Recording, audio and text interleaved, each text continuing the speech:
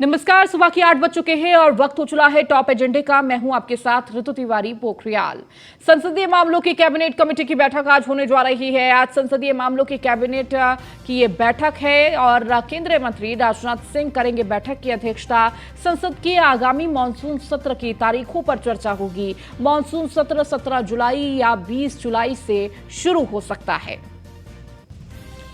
और अधिक जानकारी के साथ हमारे संवाददाता पीयूष तिवारी हमारे साथ जुड़ चुके हैं। पीयूष, आज सीसीपीए की बैठक होने जा रही है। इस बैठक में मानसून सत्र की तारीखों पर चर्चा हो सकती है।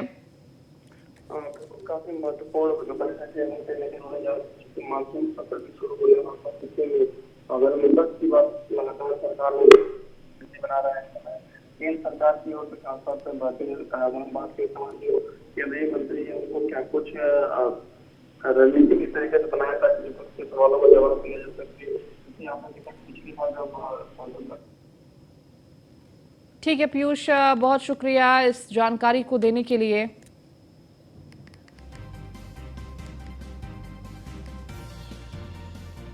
वहीं अब खबर उत्तर प्रदेश से, जहां आज योगी कैबिनेट की अहम बैठक होगी। सीएम योगी की अध्यक्षता में ये बैठक होगी। लोक भवन में सुबह 11 बजे ये बैठक आयोजित की जाएगी। बैठक में कई प्रस्तावों पर चर्चा होगी।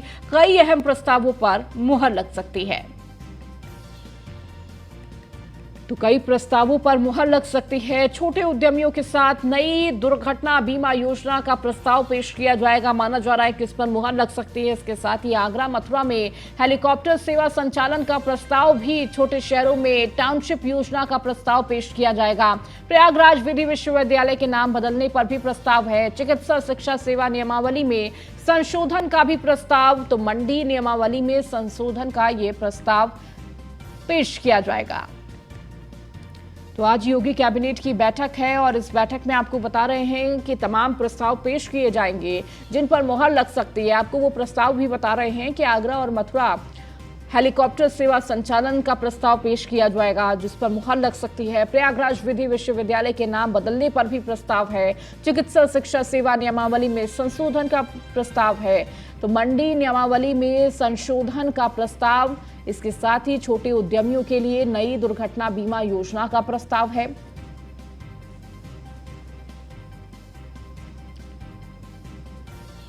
और अधिक जानकारी के साथ अश्विनी द्विवेदी हमारे संवाददाता लखनऊ से जुड़ चुके हैं। अश्विनी, आज कैबिनेट की ये बैठक होने जा रही है और कहीं ना कहीं इस बैठक में सबसे महत्वपूर्ण वो प्रस्ताव रहने वाले हैं जो उत्तर प्रदेश के विकास के पहिए को आगे बढ़ाएंगे। कौन कौन से ऐसे प्रस्ताव हो सकते हैं जिन पर मुहर लगेगी?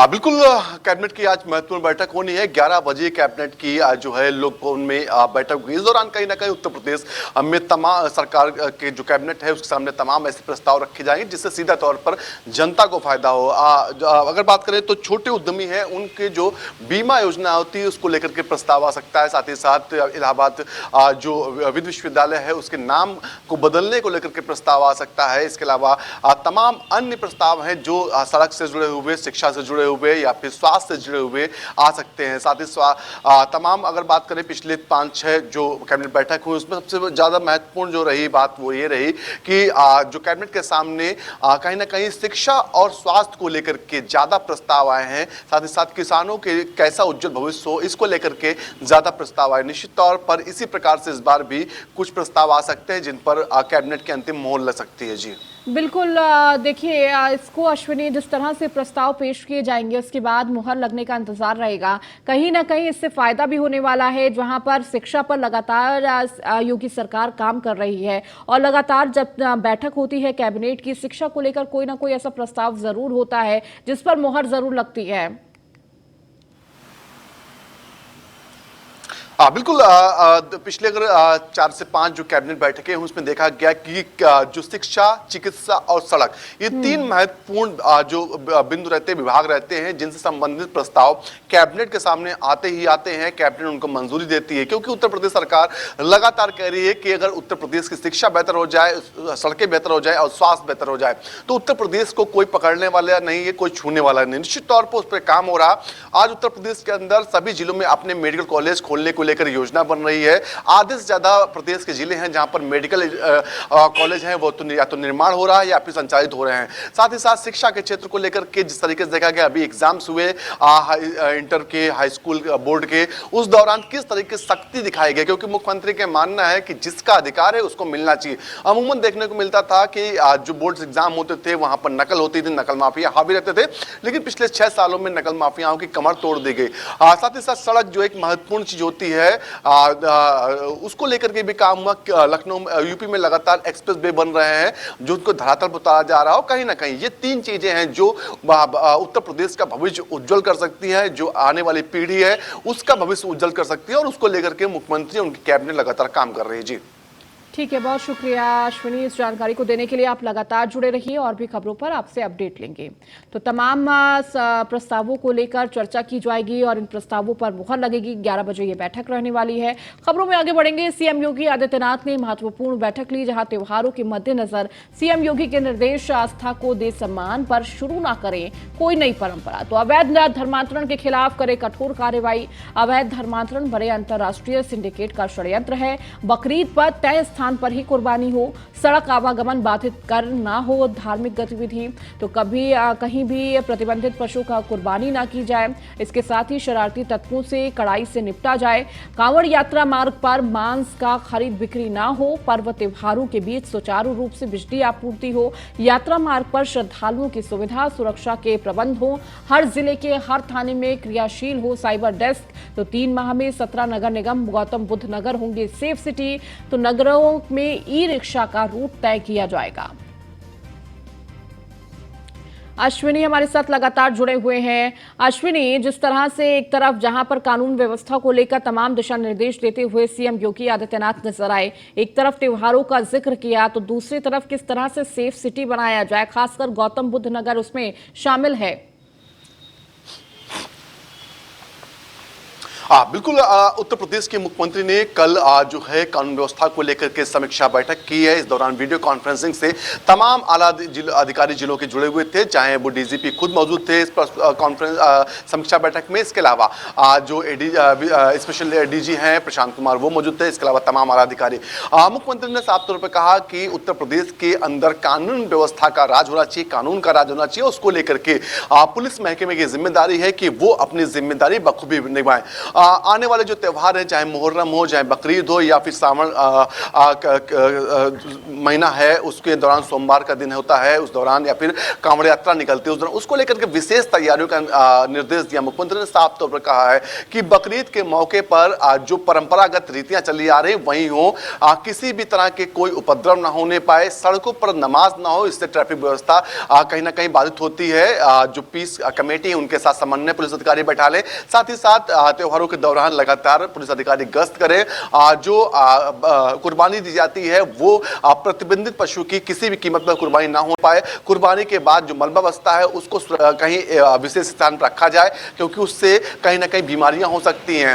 निश्चित तौर पर मुख्यमंत्री ने कहा है कि श्रावण मास में जो कांवड़ यात्री निकलते हैं उनके लिए विशेष प्रबंध किया जाए, उनकी सुरक्षा का विशेष प्रबंध किया जाए। आला अधिकारी सड़कों पर खुद गश्त करें। इसके अलावा मुख्यमंत्री ने साफ तौर पर कहा है कि जिन रास्तों के होकर के कांवड़ यात्री गुजरेंगे वहां पर मांस की जो दुकानें, मीट की दुकानें हैं वो ना खुलने पाए, उनको बंद कराया जाए, क्योंकि आस्था के दौरान कोई खिलवाड़ ना होना चाहिए। साथ ही साथ मुख्यमंत्री ने कहा कि धर्मांतरण, एक अवैध धर्मांतरण एक बड़ा मुद्दा है और ये अभी नासूर है, ये कैंसर बने, इससे पहले इसको खत्म करना चाहिए। निश्चित तौर पर देखा गया पिछले 6 सालों में उत्तर प्रदेश सरकार ने अवैध धर्मांतरण के खिलाफ मुहिम चलाई है और तमाम ऐसे लोगों को गिरफ्तार किया गया जो लगातार अवैध धर्मांतरण करा रहे थे, दबाव बनाकर के लोगों पर धर्मांतरण करवा रहे थे। निश्चित तौर पर ऐसे में मुख्यमंत्री ने साफ एक बार फिर किया है कि अवैध धर्मांतरण के लिए उत्तर प्रदेश में कोई जगह नहीं। साथ ही साथ 17 नगर निगम गौतम बुद्ध नगर को सेफ सिटी बनाने को लेकर के काम शुरू होगा। अगले 3 महीने के अंदर ये सेफ सिटी होंगी। इसके अलावा जो सड़कों पर ई रिक्शा चलते हैं उनके लिए रूट तय किए जाए, इसको लेकर के मुख्यमंत्री ने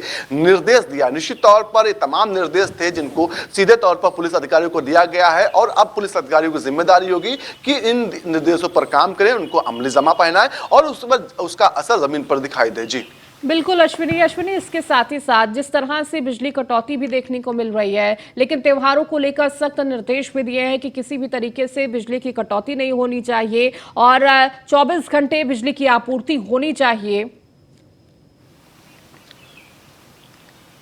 बिल्कुल मुख्यमंत्री समय समय पर बिजली कटौती को लेकर के दिशा निर्देश दे रहे हैं। इससे पहले भी देखा गया था कि मुख्यमंत्री ने जो स्वास्थ्य जो विभाग के मंत्री हैं ऊर्जा विभाग के के शर्मा उनसे मुलाकात की थी। उनसे कहा था कि उत्तर प्रदेश के अंदर निर्बाध बिजली जो है जो आपूर्ति होनी चाहिए, उसमें किसी प्रकार की दिक्कत नहीं होनी चाहिए। अगर बिजली कम है तो दूसरे प्रदेशों से खरीदारी की, क्योंकि अमूमन देखा जाता है कि कई प्रदेशों के पास हमारी अतिरिक्त बिजली, चाहे मध्य प्रदेश की बात करें, राजस्थान की बात करें या छत्तीसगढ़ की बात करें, पिछले कई सालों में उत्तर प्रदेश के पास जो अतिरिक्त बिजली थी वो इन राज्यों को दी गई। तो अब समय अगर जरूरत है तो उनसे वापस ही बिजली ली जाए और उसको कहीं ना कहीं उत्तर प्रदेश के अंदर उपयोग किया जाए। साथ ही साथ तमाम अन्य जो साधन है बिजली के उनको भी उन पर बढ़ाया जाए, जिसको लेकर के मुख्यमंत्री समय समय में दिशा निर्देश देते रहते हैं। फिर एक बार त्योहारों के दौरान भी मुख्यमंत्री ने कहा है कि किसी भी तरह की बिजली कटौती न होने पाए।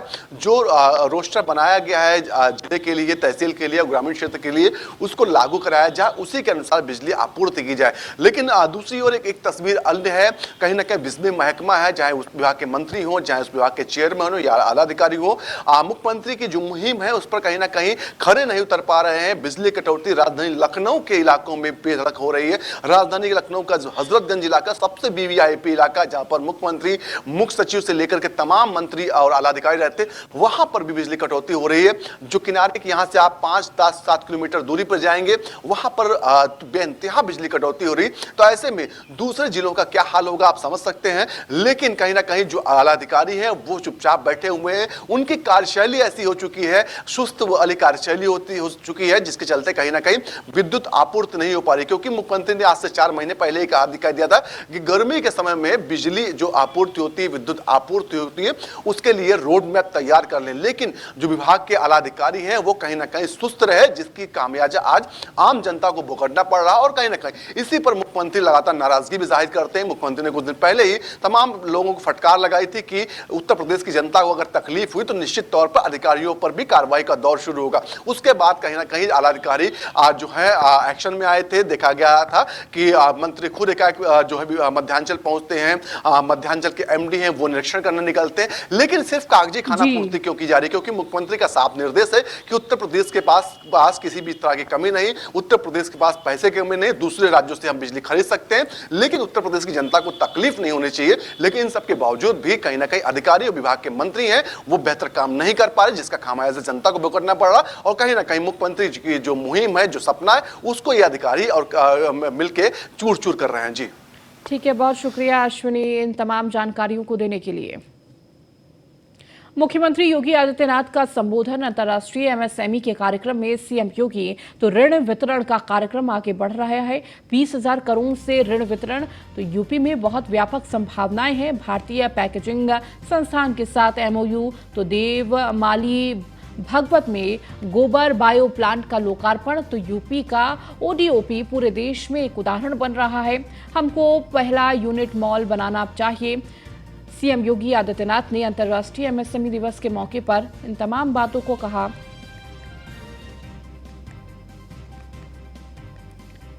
तो आपको बताते चले कि अंतर्राष्ट्रीय एमएसएमई दिवस के मौके पर कार्यक्रम का आयोजन किया गया, जिसमें सीएम योगी आदित्यनाथ पहुंचे, जहां अपने संबोधन में बताया कि किस तरह से उत्तर प्रदेश में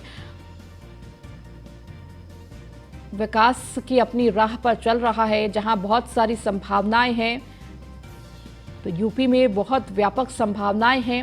भारतीय पैकेजिंग संस्थान के साथ एमओयू हुआ है, तो जहां पहले तमाम तरह की कंपनियां उत्तर प्रदेश की तरफ रुख नहीं करती थी, लेकिन अब कई ऐसी फैक्ट्रियां, कई ऐसी कंपनियां जो स्थापित की जा रही हैं उत्तर प्रदेश में। एमएसएमई सेक्टर में जो उत्तर प्रदेश की व्यापक संभावनाएं हैं, आज यहां पर 14 लाभार्थियों को यहां पर इस कार्यक्रम के साथ हम लोगों ने इस ऋण वितरण के साथ जोड़ा ही है, लेकिन साथ ही साथ 11 ओडीओपी उत्पादों को आज जीआई टैग का प्रमाण पत्र भी प्राप्त हुआ है।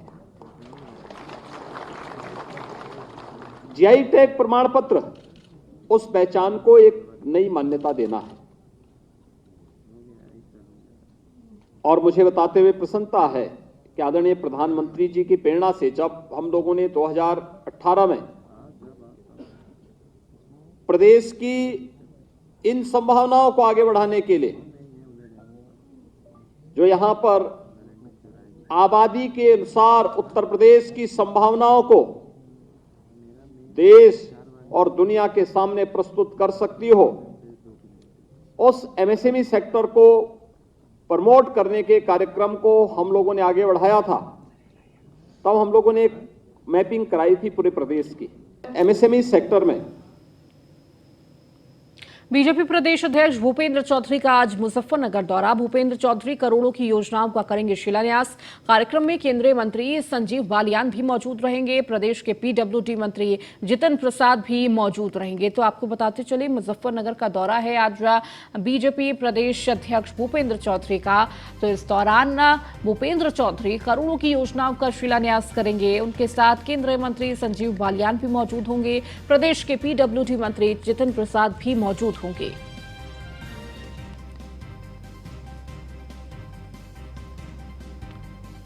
तो भूपेंद्र चौधरी का आज मुजफ्फरनगर दौरा है और इस दौरान कई कार्यक्रमों में शामिल होंगे। इसके साथ ही करोड़ों की परियोजनाओं का शिलान्यास भी करेंगे। इस दौरान केंद्रीय मंत्री संजीव बालियान मौजूद होंगे। इसके साथ ही पीडब्ल्यूडी मंत्री जितिन प्रसाद भी मौजूद होंगे इस कार्यक्रम में। इसके साथ ही साथ तमाम पदाधिकारियों से संवाद भी करते हुए नजर आएंगे। संगठन के लोगों से बातचीत करेंगे।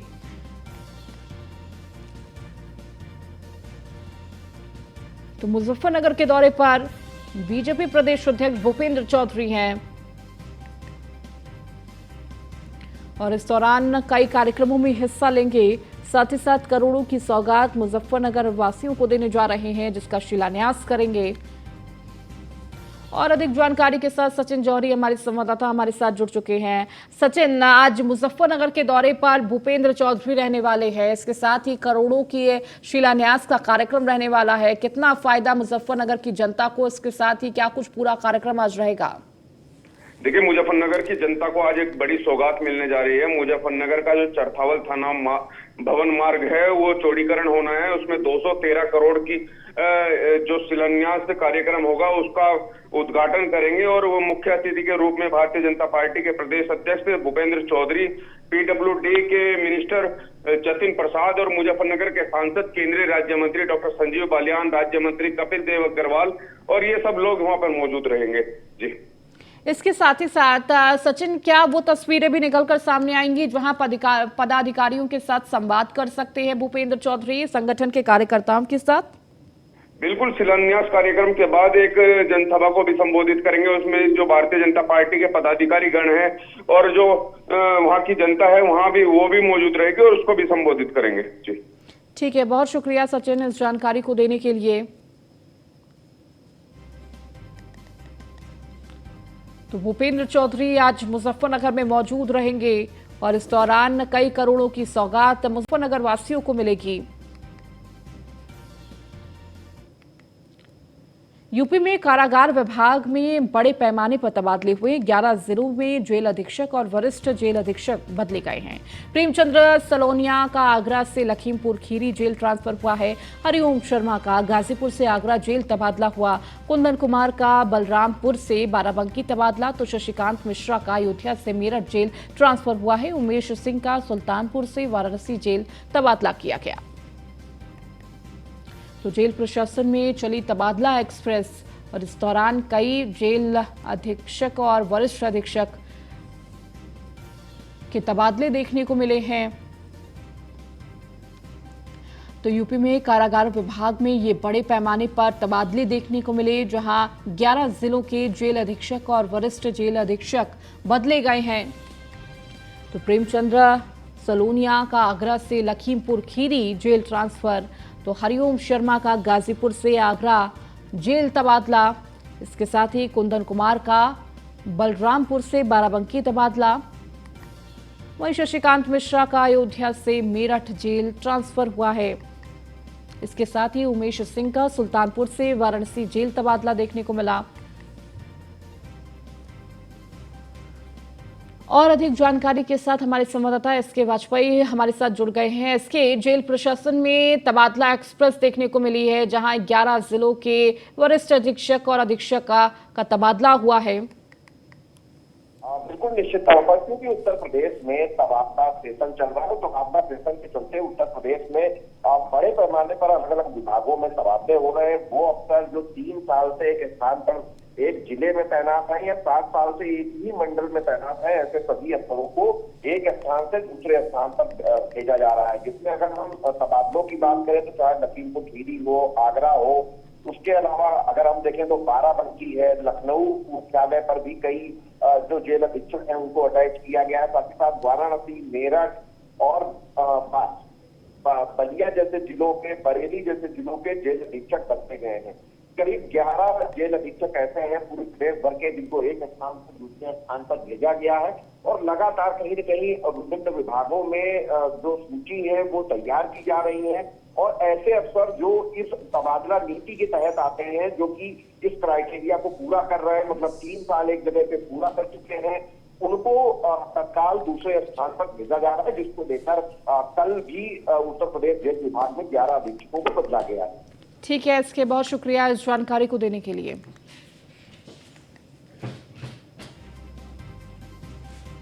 तो जेल प्रशासन में चली तबादला एक्सप्रेस, जहां पर कई जेल अधीक्षक और वरिष्ठ अधीक्षक के स्थानांतरण देखने को मिले।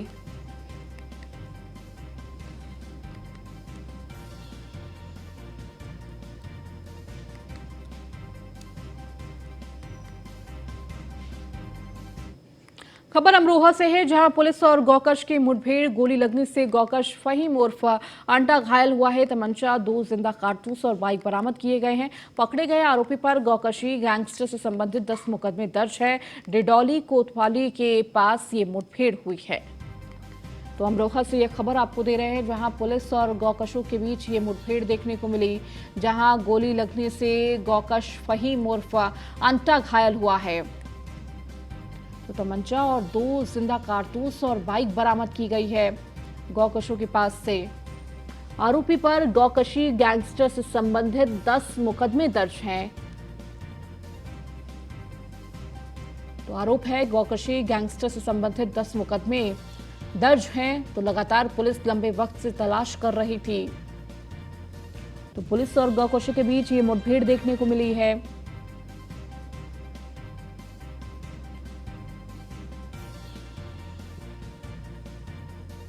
और अधिक जानकारी के साथ प्रवजीत हमारे संवाददाता हमारे साथ जुड़ चुके हैं। प्रवजीत, क्या जानकारी मिल पा रही है इस मुठभेड़ को लेकर? देखिए, बिल्कुल मैं आपको बता दूं, पूरा मामला अमरोहा जनपद के डिडौली कोतवाली क्षेत्र से जुड़ा है, जहां चेकिंग के दौरान पुलिस की गौकश के साथ मुठभेड़ हुई है। कई मुठभेड़ में पुलिस की गोली लगने से जो गौकश है फहीम और अंटा घायल हुआ है। कहीं न कहीं पुलिस को एक बड़ी सफलता हासिल हुई है। वहीं जो घायल गौकश है उसको फिलहाल पुलिस ने उपचार के अस्पताल में भर्ती करा है, जहाँ पर उसका फिलहाल उपचार जारी है।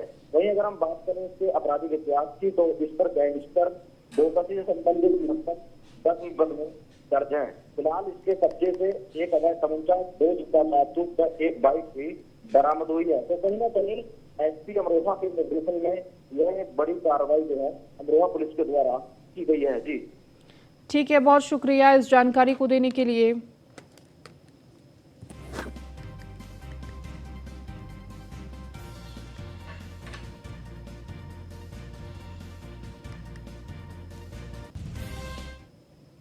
मथुरा में वरिष्ठ पुलिस अधीक्षक शैलेश पांडे का लंगड़ा अभियान जारी है। 24 घंटे के अंदर पुलिस की बदमाशों के साथ मुठभेड़ हुई है। दोनों बदमाश के पैर में गोली लगी। वहीं पुलिस ने बदमाशों के कब्जे से एक बाइक, एक मोबाइल फोन और अवैध तमंचा बरामद किया है। तो पुलिस ने बदमाशों को गिरफ्तार किया। मथुरा से यह खबर आपको दे रहे हैं, जहां ऑपरेशन लंगड़ा लगातार जारी है।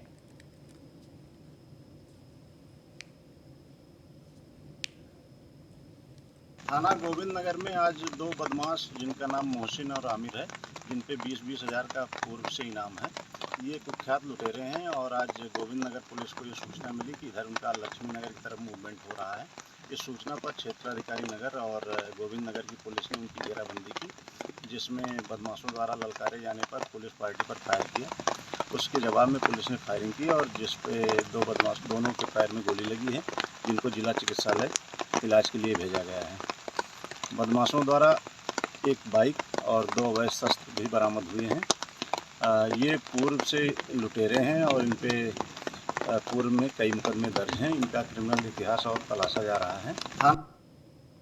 चलिए, इस बुलेटिन में फिलहाल इतना ही। बने रहिए न्यूज़ 1 इंडिया के साथ।